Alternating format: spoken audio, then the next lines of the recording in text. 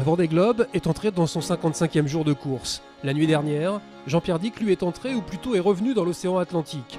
Autrement dit, il est le 3e concurrent à avoir franchi le Cap Horn, non sans mal. Il faisait nuit et j'ai pas vu le caillou, donc la nuit là, depuis que je me suis emmanché dans le passage de Drac, là c'est absolument l'enfer. J'ai pourtant pas vu de vent fort de nord, mais je pense que les conditions sont relativement favorables pour qu'on revienne un peu derrière. Après c'est à moi de mettre le charbon pour essayer de reprendre le contact.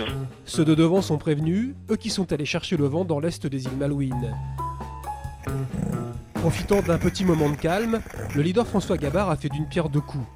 À l'aide d'une petite caméra sous-marine, il a inspecté la carène de son bateau, histoire de vérifier que rien ne s'était accroché aux appendices. Au passage, il nous offre une séquence sur les dessous de massifs comme vous ne les avez jamais vus. Ici le safran tribord. Et puis, le temps de sortir la caméra de l'eau, de se déplacer et de la replonger. La quille.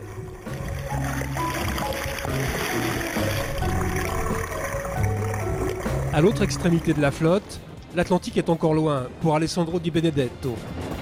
Sud de la Nouvelle-Zélande, sur 10 plastiques, des jolies couleurs avec le soleil de temps en temps, et des jolies vagues aussi.